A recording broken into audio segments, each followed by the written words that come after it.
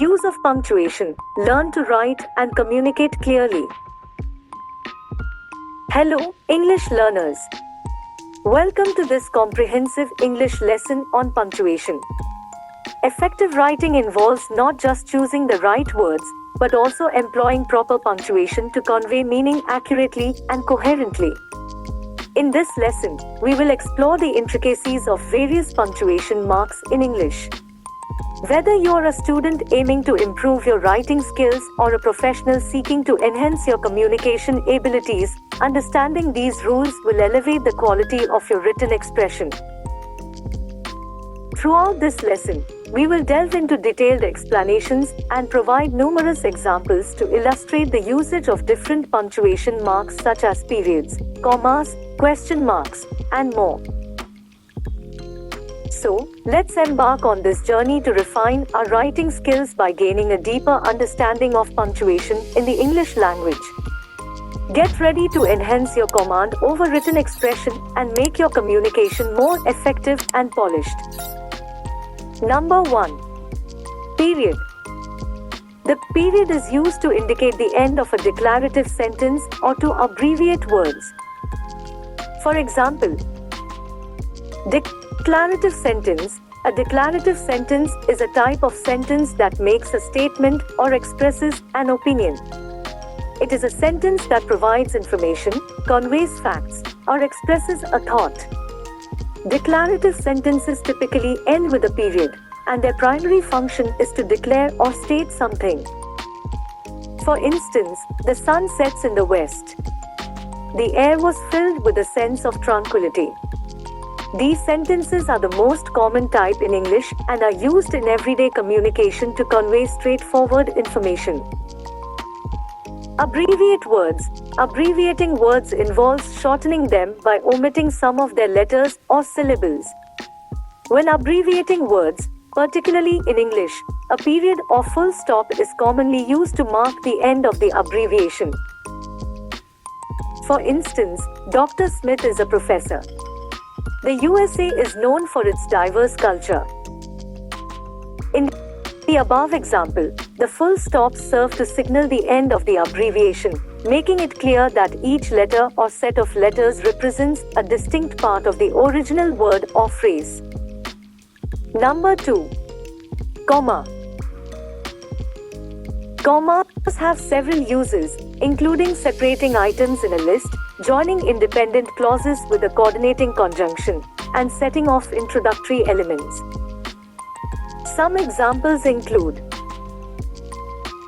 use of a comma in a list. For instance, she enjoys hiking, reading, and swimming. In her bag, she had a notebook, a pen, and some snacks. Use of a comma in independent clauses. Independent clauses are groups of words that form a complete sentence and can stand alone. These clauses express a complete thought and have both a subject and a predicate. Independent clauses are not dependent on other clauses to convey their meaning, making them grammatically self-sufficient. For instance, I like hiking, but my friend prefers cycling. He wanted to go to the park, yet she insisted on the beach. Use of a comma in introductory elements. Introductory elements are groups of words that appear at the beginning of a sentence and provide additional information about the main clause. Typically, introductory clauses are followed by a comma and help to create more complex and varied sentence structures. For instance, after the rain, we saw a beautiful rainbow. In the morning, the city comes alive. Number 3. Question mark. The question mark is used to indicate the end of a direct question. For example, direct question. A direct question is a sentence that seeks information, and it typically begins with a question word, who, what, when, where, why, how, or an auxiliary verb. The use of a question mark at the end of a direct question signals its interrogative nature and prompts a response. For instance, what time is the meeting? Have you finished your homework? Number 4. Exclamation mark. The exclamation mark expresses strong emotion or emphasis. For example, strong emotion, wow! That was an incredible performance. Congratulations. Emphasis, he really loved her cooking. Number 5. Colon. The colon introduces a list, explanation, or quotation. Examples. List, please bring the following items: pen, paper, and notebook. There are 3 things I love: chocolate, movies, and music.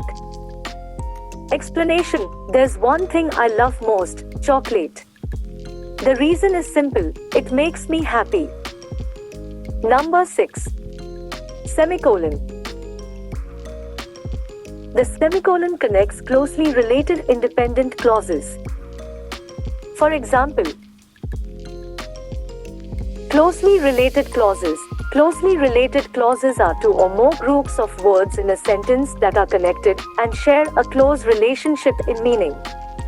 These clauses often work together to convey a more complex idea, and they are often connected by punctuation such as a semicolon or a coordinating conjunction. For instance, the weather was perfect. We decided to have a picnic. She loves painting. Her brother prefers photography. Number 7. Quotation marks. Quotation marks indicate direct speech or a quote.